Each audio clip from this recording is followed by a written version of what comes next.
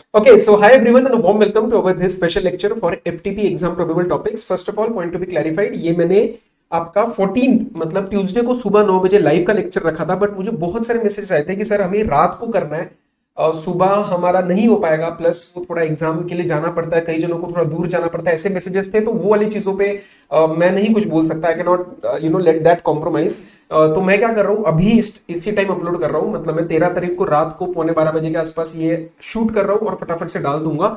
और थंबनेल में अभी चेंज नहीं करवा पाता क्योंकि obviously at this time the social media जो हमारा करते हैं वो भी अवेलेबल नहीं है, तो थंबनेल मैंने वही रखा है। Please ignore the live streaming, this is a recorded lecture.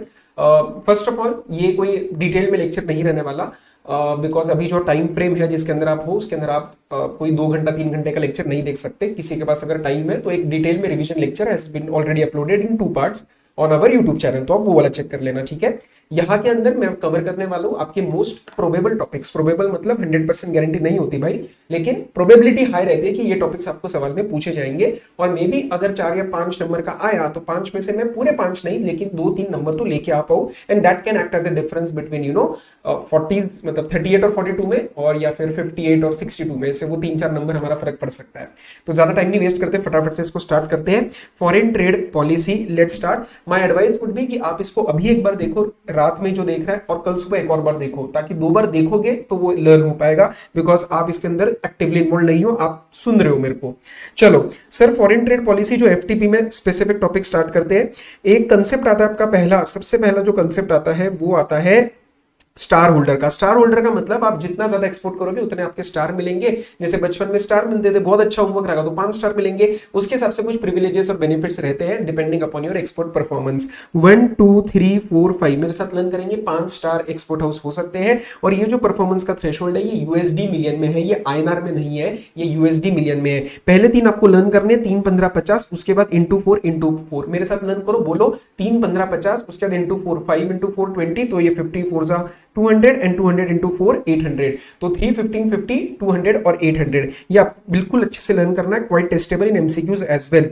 अच्छा, उसके बाद आपको ये एक बार रीड करने का टाइम मिले तो ठीक, नहीं तो एक बात समझ लेना, जब मैं 1 स्टार एक्सपोर्ट हाउस का स्टेटस डिटरमिन करता हूं, मतलब जिसके लिए 3 मिलियन यूएसडी का परफॉर्मेंस देखना होता है, उसमें ये 1 2 3 4 इन चारों को मैं डबल काउंट कर दूंगा। मतलब for example, exports by IC holders under micro and small enterprises, इसकी लिमिट्स आपको लर्न नहीं करनी, पेपर में बताया जाएगा कि माइक्रो या स्मॉल है। मैन्युफैक्चरिंग यूनिट्स जिनके पास आईएसओ या फिर बीआई सर्टिफिकेशन है, मतलब एक अच्छा इनके पास एक मैन्युफैक्चरिंग के रिस्पेक्ट में इनके पास एक अच्छा रिकॉग्निशन इंडियन रेगुलेशन से। Located in north eastern state Sikkim, union territory of Jammu Kashmir and Ladakh, तो यहां से प्रमोट करने के लिए आप यहां से अगर काम कर रहे हो इन स्टेट से, या फिर आप फ्रूट्स और वेजिटेबल का एक्सपोर्ट कर रहे हो, तो यहां पे जैसे फॉर एग्जांपल आपका 1 मिलियन का एक्सपोर्ट है, तो हम इनको ट्वाइस मतलब 2 मिलियन का एक्सपोर्ट मान लेंगे, 2 मिलियन का इसको एक्सपोर्ट मान लेंगे। आपको एक बार ये फायदा मिलेगा, लेकिन ये कब मिलेगा, जब आप 1 स्टार की बात कर रहे हो तभी। प्रिविलेजेस ऑफ स्टेटस होल्डर बहुत बारी पूछा गया है, और मैं आपके सामने सिर्फ 4 या 5 पॉइंट्स ही बताऊंगा, ताकि 4 या 5 पॉइंट्स हम लिख पाए पेपर में। फर्स्ट, ऑथराइजेशन एंड क्लियरेंस जो रहेंगे वो सेल्फ डिक्लेरेशन बेसिस पे रहेंगे। आपने डिक्लेयर कर दिया, आपकी बात मान ली जाएगी, आपके ऊपर ट्रस्ट रखा जाएगा। इनपुट आउटपुट नॉर्म्स होते हैं कि मतलब अगर 50 किलो मुझे कुछ प्रोड्यूस करना है तो लगेगा उसमें आपको कितना इनपुट लगना चाहिए, कि चलो 100 यूनिट्स लगने चाहिए। अगर आप उससे ज्यादा मंगवा रहे हो, उसका मतलब कहीं ना कहीं यू आर मिस डिक्लेयरिंग। तो ये जो इनपुट आउटपुट नॉर्म्स है, इसका जो फिक्सेशन करना होता है, किसी का नहीं फिक्स किया हुआ आपके, and you are exporting that particular product, तो हम आपका प्रायोरिटी पे फिक्स कर देंगे। उसके लिए एक नॉर्म्स कमिटी होती है, बट आपका हम केस डिले नहीं करेंगे, 60 दिन के अंदर अंदर कर देंगे, क्योंकि आप स्टेटस होल्डर हो। 2 star and above are permitted to establish export warehouses, 1 star is not allowed, ध्यान रखना। Status holders would be entitled to preferential treatment and priority in handling of their consignment. जैसे आप ट्रैवल करते हो plane में, तो देखा है बिजनेस क्लास की लाइन अलग होती है, बिजनेस क्लास के बैक पे भी प्रायोरिटी टैग अलग होता है। तो ये जैसे उनको हम स्टेट एक kind of we give them preference, यहाँ पे इनके कंसाइनमेंट्स को भी प्रेफरेंस दिया जाएगा कि भैया ये एक्सपोर्ट हाउस वालों का है, जल्दी जल्दी निकालो, ये स्टेटस वालों का है। ये आपको 4 चीजें अच्छे से लर्न करनी है। उसके सिवाय एक ये वाला पॉइंट लर्न करना with respect to MCQ point of view, कि आपका जो गुड्स वगैरह है, मैन्युफैक्चर्ड गुड्स वगैरह है, जो कि कई ना कई केसेस में there is a requirement of a certification as to they have been manufactured in India. तो जो मैन्युफैक्चरर्स 3, 4 और 5 वाले होंगे वो सेल्फ सर्टिफाई कर सकते हैं, 1 और 2 यहाँ पे नहीं कर सकते, 1 और 2 यहाँ पे नहीं कर सकते self certification regarding origination from India with respect to preferential treatment. Preferential treatment मतलब आपको रेट का फायदा दे देंगे, लेकिन आपको प्रूव करना पड़ता है कि इंडिया में ही प्रोड्यूस किया है, क्योंकि वो इंडिया के साथ एग्रीमेंट हुआ है। पता चला चाइना में प्रोड्यूस किया और इंडिया के नाम से आप एक्सपोर्ट कर रहे हो, वो नहीं चलेगा। उसमें सेल्फ सर्टिफिकेशन किसको अलाउड है? 3, 4, 5। 1 और 2 वालों को अभी भी सेल्फ सर्टिफिकेशन नहीं, प्रॉपर तरीके से उनको प्रूव ही करना पड़ेगा। ठीक है, ये आपको 5 बातें याद रखनी है। पेपर में आया, डायरेक्ट आ सकता है, and you have to write it down. Okay, export import के डिटेल में हम नहीं जाने वाले, बस 2 लिमिट्स लर्न करेंगे यहाँ पे। इंपोर्ट के रिस्पेक्ट में duty free import of samples exporters के लिए shall be allowed subject to terms condition, but value कितना? 3 लाख। तो कितना इंपोर्ट अलाउड है? 3 लाख रुपए का। और अगर आप एक्सपोर्ट के टाइम गिफ्ट देना चाहते हो अपने फैमिली वगैरह को, किसी को, तो आप 5 लाख रुपए तक का गिफ्ट दे सकते हो। कितना? 5 लाख रुपए तक का गिफ्ट दे सकते हो, लेकिन वो आइटम रेस्ट्रिक्टेड नहीं होना चाहिए। इंपोर्ट के टाइम सैंपल 3 लाख, एक्सपोर्ट के टाइम 5 लाख रुपीस, दोनों की वैल्यू का चेक करना, इट कैन बी आस्क्ड। अब आते हैं जरा ड्यूटी फ्री एग्जेम्पशन स्कीम्स वगैरह के ऊपर। तो उसके अंदर एक ड्यूटी एग्जेम्पशन स्कीम्स में हमें 2-3 स्कीम पढ़नी होती है। एक होता है आपका एडवांस ऑथराइजेशन, एक होता है आपका डीएफआई स्कीम, एक होता है आपकी ईपीसीजी स्कीम। उसके कुछ इंपॉर्टेंट बातें पढ़ लेते हैं। डीएफआई और ए, मतलब ए जो हम पहले पढ़ेंगे और डीएफआई पढ़ेंगे, उसमें सिमिलैरिटीज और डिससिमिलैरिटीज भी बेसिक पता होनी चाहिए। Sometimes it can be asked. Apart from that they can sometimes ask salient features of that scheme. तो जितना स्कीम के बारे में याद आएगा, अभी जब सिमिलैरिटीज करेंगे, डिससिमिलैरिटीज करेंगे, उसमें से आप पॉइंट्स लिख देना, उतना ही अपना भी पर्पस है। एडवांस ऑथराइजेशन स्कीम होती है, बेसिकली आप क्या करते हो, जब आप इंपोर्ट करोगे ना, तो आप ड्यूटी नहीं पे करोगे। क्यों? क्योंकि आप एक्सपोर्ट वाले बंदे हो, तो इंपोर्ट के टाइम आपसे ड्यूटी नहीं लेंगे। ठीक है, चलो एडवांस ऑथराइजेशन की कुछ बातें ध्यान रखना। एलिजिबिलिटी, एडवांस ऑथराइजेशन में कौन आ सकता है? एईओ सर्टिफिकेट होना चाहिए, मतलब आपका जो इकोनॉमिक ऑपरेटर जो होता है in the customs, that is your authorised economic operator, तो वो आपके पास सर्टिफिकेट होना चाहिए। लेकिन सर अभी सर्टिफिकेट नहीं है, लेकिन आप स्टेटस होल्डर हो और आपने अप्लाई कर दिया एईओ सर्टिफिकेट के लिए, तो उस केस में आपका 2 स्टार और अबव स्टेटस होना चाहिए। तो यहाँ पे आपको पकड़ा जाएगा, 1 स्टार वाले बोल देंगे कि अप्लाई कर दिया है, लेकिन नहीं मिलेगा। ठीक है, तो 2 स्टार एंड अप्लाई किया है तो हो जाएगा, नहीं तो फिर सर्टिफिकेट होना चाहिए। फिर सर्टिफिकेट है तो हम आपका स्टार नहीं देखेंगे। ठीक है, अच्छा सर इसकी वैलिडिटी पीरियड क्या रहती है इंपोर्ट की? वैलिडिटी पीरियड मतलब जब आपके पास एडवांस ऑथराइजेशन आपको दिया जाएगा कि चलो भैया तुम अपना इंपोर्ट कर लो और ड्यूटीज मत पे करो, तो ये कितना वैलिड रहेगा? 12 मंथ्स तक। और एक बार आपका रिवैलिडेशन अलाउड है 12 मंथ्स का, मतलब पहला 12 महीने, आपको एडिशनल 12 महीने तक हम अलाउ कर सकते हैं रिवैलिडेशन करके।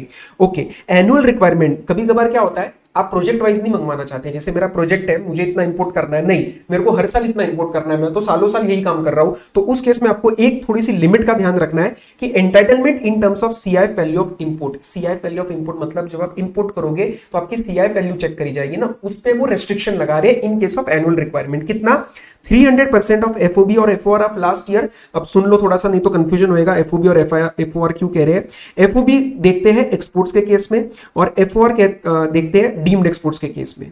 ठीक है, डीम्ड एक्सपोर्ट के केस में बस वो आपको चेक करना है कि उसका 300%, लास्ट ईयर के एफओबी का 300%, या फिर 1 करोड़ विचवर इज हायर, इतनी हम आपको लिमिट दे देंगे। ठीक है, वैल्यू एडिशन, वैल्यू एडिशन मतलब हम तुम्हें अलाउ कर रहे हैं क्या कि आप ड्यूटी फ्री इंपोर्ट करो, तो भैया कुछ तो वैल्यू ऐड करके भेजोगे ना बाहर। 10 रुपए का सामान मंगवाया और मात्र 1-2% वैल्यू ऐड करके भेज दिया, नहीं चलेगा। गवर्नमेंट कह रहा है भाई थोड़ा वैल्यू ऐड करो, कितना? 15%। तो if I import let's say 100 rupees of duty of goods, 100 रुपए का अगर मैं इंपोर्ट करता हूं तो 100 + 15%, 115 का आपको एक्सपोर्ट करना ही करना है। 15% का वैल्यू एडिशन होना चाहिए। 1-2 बातें ध्यान रखना, अगर पेपर में आया तो कंफ्यूजन हो सकता है। इंपोर्ट के केस में आपको क्या देखना होता है? सीआईएफ वैल्यू, और एक्सपोर्ट के केस में क्या देखना होता है आपको? FOB value. ये बहुत बच्चों को पता ही नहीं होता, और अगर पेपर में आया तो आप गलत अमाउंट पिक कर लोगे तो 15% लर्न करके कोई फायदा भी नहीं मिलने वाला। ठीक है, एफओबी या फिर FOR in case of deemed export, और इसमें सीआईएफ वैल्यू। क्यों? क्योंकि इंश्योरेंस और आपका जो फ्रेट होता है वो भी तो जाता है ना इंपोर्ट में, तो ये देखनी होती है, और इसके अंदर एफओबी वैल्यू। तो 15%, 15% का आपको लर्न करना है। मैंडेटरी स्पेयर्स अगर कुछ देने आपको तो वो भी आप इंपोर्ट कर सकते हो, लेकिन 10% ऑफ सीआईएफ वैल्यू रेस्ट्रिक्ट करना पड़ेगा। ठीक है, ये आपको लर्न करना है। अच्छा सर, हम आपको जो कहते हैं ना कि ड्यूटीज आपकी हम एग्जिम कर देंगे, कि मतलब ये ड्यूटीज मत पे करो और इंपोर्ट करवा लो। कौन सी ड्यूटीज? सारी ड्यूटीज कवर्ड है इसके अंदर, BCD, ACD, anti dumping duty, CVD, safeguard duty, ये सारी की सारी हम ड्यूटीज आपकी एग्जिम्ड कर देंगे। एक्चुअल यूजर कंडीशन के बारे में दो बात ध्यान रखना कि यहाँ पे आपका एक्चुअल यूजर कंडीशन लगता है, मतलब जो इंपोर्ट कर रहा है वही यूज करेगा, और ये वाला एडवांस ऑथराइजेशन ट्रांसफरेबल नहीं है। मतलब अगर मेरा काम हो गया लेकिन मेरे पास एडवांस ऑथराइजेशन है तो मैंने अपने दोस्त को दे दिया, नहीं चलेगा।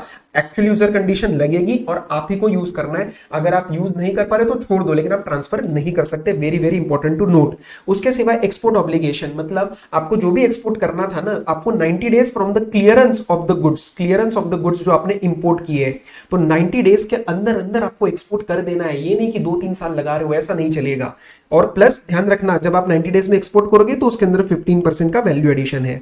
ओके, नेक्स्ट आते हैं डीएफआई पे। डीएफआई मतलब ड्यूटी फ्री इंपोर्ट ऑथराइजेशन। मिलती जुलती बातें लग रही है, यहां पे भी ड्यूटी फ्री इंपोर्ट होने वाला है, लेकिन कुछ कुछ फर्क है। ठीक है, एक ध्यान रखना है कि डीएफआई आपका सिर्फ और सिर्फ वहां एप्लीकेबल है जहां पे सियोन नोटिफाइड है। सियोन मतलब standard input output norms. Sir क्या ये चीज एडवांस ऑथराइजेशन में भी थी? एडवांस ऑथराइजेशन में इससे भी ज्यादा मेरे को एडवांटेजेस थे कि जहां पे सियोन हो वो भी चलेगा, सेल्फ डिक्लेरेशन हो मतलब सियोन नहीं है वो भी चलेगा, applicant specific prior fixation of norms, norms committee भी करके दे सकती है, सेल्फ रेटिफिकेशन स्कीम आपके रेटिफिकेशन के बेसिस पे, आपके डिक्लेरेशन के बेसिस पे भी चल जाएगा। तो SION is just one of the things, other ways are possible, but DFI के अंदर आपको सियोन मैंडेटरी है। सियोन नहीं होगा तो हम आपको डीएफआई नहीं देंगे। टायर का इंपोर्ट अलाउड नहीं है, ध्यान रख लेना, tyre is not allowed in DFI. अब जैसे आपकी एडवांस ऑथराइजेशन में काफी सारी ड्यूटीज को हमने जो है एग्जेम्प्ट किया था, डीएफआई में हम आपका सिर्फ बेसिक कस्टम ड्यूटी ही एग्जेम्प्ट करने वाले हैं। बाकी कोई काउंटर वेलिंग ड्यूटी, एडिशनल ड्यूटी रहेगी तो वो हम एग्जेम्प्ट नहीं करेंगे। ओके, उसके बाद एक छोटी सी बात, ये एक पोस्ट एक्सपोर्ट बेसिस आपको वर्ड लर्न करना है। तो जो भी आपकी एप्लीकेशन जाएगी वो जाएगी एक्सपोर्ट होने से पहले, और ये पोस्ट एक्सपोर्ट बेसिस पे काम किया जाएगा। अब जैसे आपने ऊपर पढ़ा था एडवांस ऑथराइजेशन में एक्चुअल यूजर कंडीशन होती है और वो ट्रांसफरेबल नहीं होता, उसका बिल्कुल उल्टा, बराबर उल्टा तरीके से आपको लगाना है डीएफआई में, that there is no actual user condition and this is transferable. In your advance authorization the minimum value addition was 15%, with respect to your DFI it is 20% and this is transferable. Validity and export obligation 12 months. This is valid for 12 months. इसके अंदर कोई रिवैलिडेशन नहीं होगा, और export obligation कोई 90 days वगैरह नहीं, 12 months आपको लर्न करना है। ठीक है, बाकी के ये दोनों स्कीम्स आपको लर्न करने की जरूरत नहीं है। अब छोटी सी बात सुन लो, एडवांस ऑथराइजेशन आपने कर लिया और क्या किया, डीएफआई। अब इन दोनों के बीच में सिमिलैरिटीज जो है वो इतनी ज्यादा इंपॉर्टेंट नहीं है लर्न करने की, आ भी सकता है पर डिसिमिलैरिटीज बेटर है ज्यादा लर्न करना। It is also easily identifiable, but दोनों लर्न कर लेते हैं हम। एक सिमिलैरिटीज पहले कर रहे हैं। व्हाट आर द सिमिलैरिटीज, मतलब दोनों में सेम बातें। प्रोहिबिटेड आइटम्स दोनों में ही प्रोहिबिटेड है, एक्सेप्ट एक छोटी सी बात कि एडवांस ऑथराइजेशन में अलग से नोटिफाई करके अलाउ किया जा सकता है प्रोहिबिटेड आइटम्स का इंपोर्ट, लेकिन वैसे जनरल पॉइंट प्रोहिबिटेड आइटम्स दोनों में ही प्रोहिबिटेड रहेगा। डोमेस्टिक सोर्सिंग ऑफ इनपुट्स, मतलब आप डोमेस्टिक सोर्सिंग भी कर सकते हो क्या, वैसे तो इंपोर्ट के रिस्पेक्ट में, बट डोमेस्टिक सोर्सिंग भी अलाउड है। अगेन सब ये दोनों आपको थोड़े से वर्ड्स लर्न करने हैं। इनवैलिडेशन लेटर और एडवांस रिलीज ऑर्डर, ये आपके पेपर में आ गया, नंबर मिलेगा आपको, क्योंकि ये सब बच्चे नहीं लिखने वाले, इसकी डिटेल में नहीं जाता। This is with respect to domestic sourcing of goods. अगर आप डोमेस्टिकली बाय करते हो तो ये लेटर आपको चाहिए रहता है। करेंसी आपको लेना है फ्रीली कन्वर्टेबल फॉरेन एक्सचेंज या फिर आईएनआर, मतलब इंपोर्ट करने के बाद जब एक्सपोर्ट किया, इंपोर्ट के टाइम पे आपकी ड्यूटीज माफ करी, तो जो एक्सपोर्ट करोगे उसका करेंसी कौन सा आना चाहिए, रियलाइजेशन किस में होना चाहिए, फ्रीली कन्वर्टेबल फॉरेन करेंसी जैसे यूएसडी वगैरह, या फिर INR wherever it is allowed by RBI.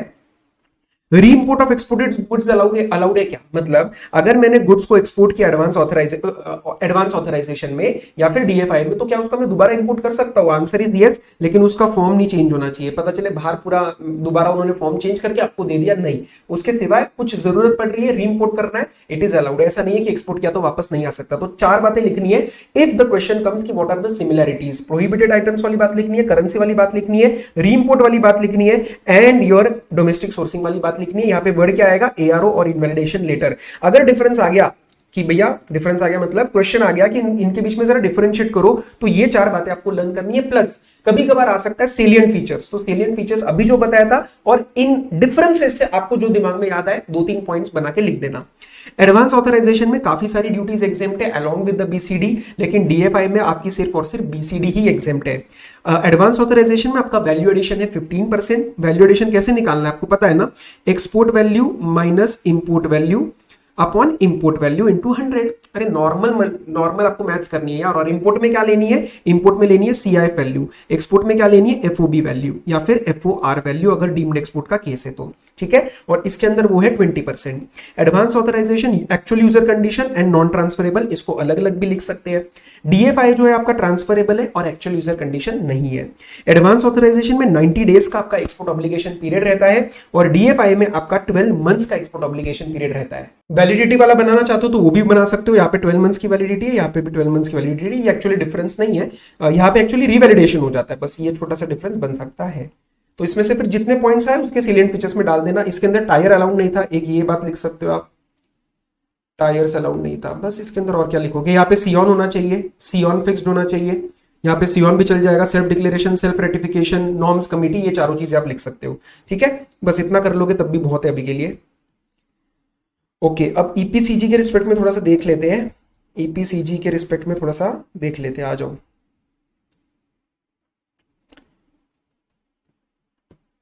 हाँ, अब देखो, एक्सपोर्ट प्रमोशन कैपिटल गुड्स में बेसिकली इनपुट्स की जगह आप कैपिटल गुड्स मंगवा रहे हो और हम आपको ड्यूटीज का एग्जेम्पशन दे रहे हैं। इसका वैलिडिटी रहता है 12 मंथ्स, कोई रिवैलिडेशन नहीं है, 12 मंथ्स है, क्योंकि कैपिटल गुड्स हेवी मशीनरी होती है। 12 महीने का नहीं दिया आपको, 24 महीने का दिया है।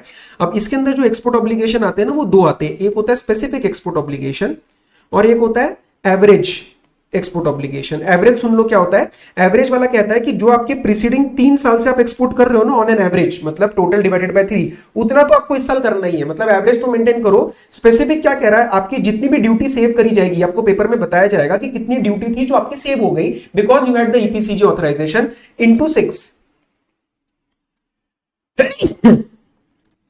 ओके, तो जो स्पेसिफिक ऑब्लिगेशन है वो क्या है, ड्यूटी जितनी भी सेव करी इंटू 6 और ये कब तक मीट करनी है, एक्सपोर्ट ऑब्लिगेशन कब तक मीट करना है, विद इन 6 ईयर्स, ठीक है। So this is done, specific obligation is done and your average export obligation is done.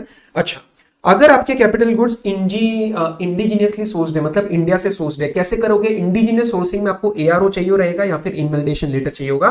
तो उस केस में आपका एक्सपोर्ट ऑब्लिगेशन जो एवरेज वाला है वो सेम रहेगा, कोई फर्क नहीं आएगा। स्पेसिफिक वाले में जब नॉर्मल हमने आपको 6 टाइम्स ड्यूटी सेव करने को बोला था, यहाँ पे उसका 75% ही मीट करना, दैट इज 4.5 टाइम्स, ठीक है। तो 4.5 टाइम्स आप उतना 4.5 टाइम्स ऑफ ड्यूटी सेव, उतना ऑब्लिगेशन मीट करना। एक छोटी सी बात लिखी है यहाँ पे, incentives for early fulfilment of export obligation, मतलब अगर आप अपना जो स्पेसिफिक ऑब्लिगेशन है उसका 75% अप टू 3 साल, नॉर्मल क्या है, you have to save 6 times, मतलब जितना सेव किया उसका 6 टाइम्स एक्सपोर्ट करना है इन 6 ईयर्स। लेकिन आप आधे साल में अगर 75% मीट कर लेते हो तो बचा हुआ 25% आपको करने की जरूरत नहीं है। एवरेज एक्सपोर्ट ऑब्लिगेशन तो नॉर्मल चलता ही रहेगा। एक्सपोर्ट ओरिएंटेड यूनिट और ये सारे जो पार्क्स है, इनके बारे में एक छोटी सी बात लर्न कर लेना। एक्सपोर्ट ओरिएंटेड यूनिट बनने के लिए आपका मिनिमम इन्वेस्टमेंट रहना चाहिए 1 CR in plant and machinery, ठीक है। इसके सिवा अपना कितना टाइम है, ठीक है, मैं 10 मिनट और 5-10 मिनट और लगा सकते हैं। बेसिक 2-3 बातें और सुन लो। डीम्ड एक्सपोर्ट में अलग अलग चीजें आती है, ठीक है। एज अ मैन्युफैक्चरर आ सकती है या तो कॉन्ट्रैक्टर आ सकती है। मैन्युफैक्चरर अगर कोई अगेंस्ट एडवांस ऑथराइजेशन, मतलब आप किसी को आप मैन्युफैक्चर करके किसी को अगेंस्ट एडवांस ऑथराइजेशन दे रहे हो, या फिर आप किसी को ऐसे यूनिट को दे रहे हो जो कि एक्सपोर्ट ओरिएंटेड यूनिट में है, या फिर कोई सॉफ्टवेयर टेक्नोलॉजी पार्क में है, या फिर आप कैपिटल गुड सप्लाई कर रहे हो किसी ऐसे को जिसके पास ईपीसीजी ऑथराइजेशन है। तो ऊपर वाली जो स्कीम्स पड़ी थी, if someone is holding those authorisations and I am supplying the goods as a manufacturer, तो I can be covered in the deemed export. And as a contractor आप इसके अंदर अब पूरा लर्न नहीं करना है अपने को, बट एक ब्रीफ रीडिंग लेते हैं। अगर वो हेडिंग पेपर में आ गया, it can be asked whether that is the deemed export or not. Okay, supply of goods to project or turnkey contracts financed by multilateral bilateral funds notified by the Department of Economic Affairs. Notified वाले लोग हैं, ये notified agencies है। Supply of goods to any project or for any purpose where import is permitted at 0 basic custom duty, international competitive bidding, ये आपका keyword बन जाएगा। Mega power project, United Nations और इंटरनेशनल ऑर्गेनाइजेशंस, वर्ल्ड बैंक वगैरह, for their official use, personal नहीं। And supply of goods to nuclear projects through national international competitive bidding.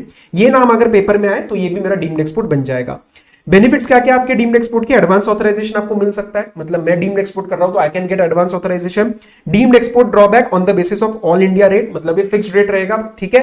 और refund of terminal excise duty, अब ये आपको नहीं समझना, अभी नहीं समझना, सिर्फ 3 बातें लर्न करनी है। क्या, एडवांस ऑथराइजेशन या आपको मिलेगा, आपको एनुअल बेसिस के लिए भी मिल सकता है advance authorization, deemed export drawback and your terminal excise duty का रिफंड, बस। बाकी आप अभी कुछ भी मत करो, काम करते हैं। क्विकली इसके क्वेश्चंस भी देख लेते हैं। Mister Ayush Bhandari wants to import samples from US, state in brief policy for import of sample. अब इसमें 2 नंबर का आया, तो सैंपल्स का इंपोर्ट वाले में एक तो वैल्यू लिखनी है 3 लाख की, वो तो पेपर में आना ही चाहिए। एक जनरल बात लिख के आना जो मैं आपको समझा रहा हूं, बता रहा हूं अभी नए तरीके से। इंपोर्ट अलाउड है इवन ऑफ रेस्ट्रिक्टेड आइटम्स, लेकिन defence items, security items, seeds, ऐसे कुछ प्रोडक्ट्स, ये 3 लर्न कर लो, इसका इंपोर्ट ऑफ सैंपल अलाउड नहीं है। ठीक है। State the salient aspects of advance authorization for annual requirement. अब अभी अभी मैंने आपको बताया था एनुअल रिक्वायरमेंट के अंदर एक लिमिट बताई थी। अब उस लिमिट के साथ साथ अगर ये पेपर में एग्जैक्ट सवाल आया तो आप 2 चीजें और लिख सकते हो। पहला, एनुअल रिक्वायरमेंट का एडवांस ऑथराइजेशन। नॉर्मल क्या होता है, एडवांस ऑथराइजेशन मिलता है आपको on the basis of your project, कि भैया ये मेरा काम है, इतना मुझे इंपोर्ट करना है। अब आप बोल रहे हो मुझे एनुअल बेसिस पे दे दो कि हर साल इंपोर्ट करूंगा और मुझे ड्यूटी का माफी चाहिए, तो उस केस में आपका पास्ट एक्सपोर्ट परफॉर्मेंस जो है वो 2 प्रीसीडिंग फाइनेंशियल ईयर्स में रहना चाहिए। दूसरा, ये उन्हीं आइटम्स के लिए मिलेगा जहां पे सियोन फिक्स्ड है। नॉर्मल केस में एडवांस ऑथराइजेशन में सियोन के साथ साथ self declaration, self ratification, norms committee, वो सब भी अलाउड था। लेकिन अगर आपको एडवांस ऑथराइजेशन एनुअल बेसिस पे चाहिए तो आपका सियोन फिक्स्ड रहना चाहिए। ठीक है, सियोन फिक्स्ड, 2 इयर्स का परफॉर्मेंस, और मैंने आपको एक लिमिट बताई थी, वो तो सेम ही है। लिमिट मैंने एक्चुअली आपको ऊपर एमसीक्यू के फॉर्म में बताई थी कि वो आया, टेस्ट हो गया डायरेक्ट, बट अब यहां पे आप वो डायरेक्टली लिख सकते हो। ठीक है, चलो ये देखते हैं एक बार। Mister X is desirous to know the benefits of deemed exports. अभी अभी बताया ना एडवांस ऑथराइजेशन, एक्साइज ड्यूटी का वो रिफंड, वो वाली बातें आप लिख सकते हो। Similarities and differences between advance authorization and DFI, done. Privileges to FTP under status holder, ये मेरे को लगता है आ सकता है, बहुत बारी आया, ये भी आपको मैंने ऊपर 5 बता दिए।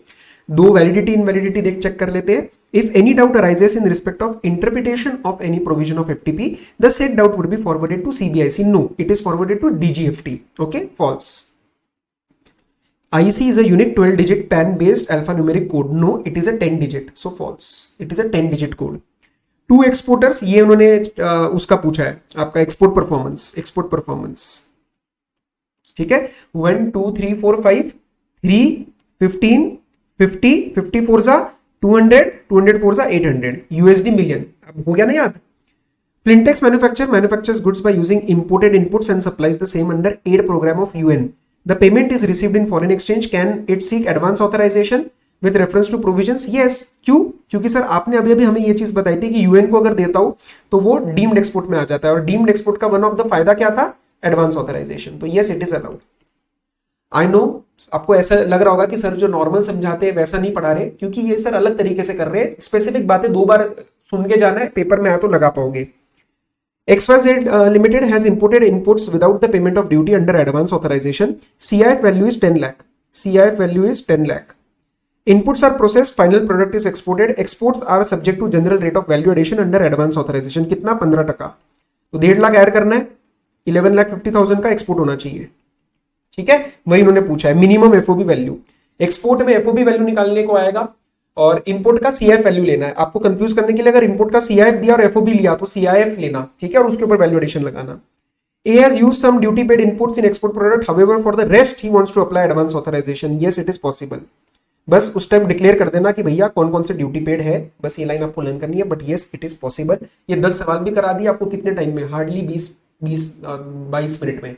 ठीक है, तो जितना कराया उतना 2 बार सुन के जाओ। अभी देखो और एक रात को देखो। I really hope this was useful. Live का सोचा था लेकिन नहीं हो पाया, वो काफी सारे स्टूडेंट्स के आए थे मैसेजेस, पर ठीक है, ये भी आपको उतना यूजफुल रहेगा। ऑल द वेरी बेस्ट, अच्छे से जाओ, कल पेपर में बढ़िया पेपर दे के आओ। My best wishes are with you. Bye bye.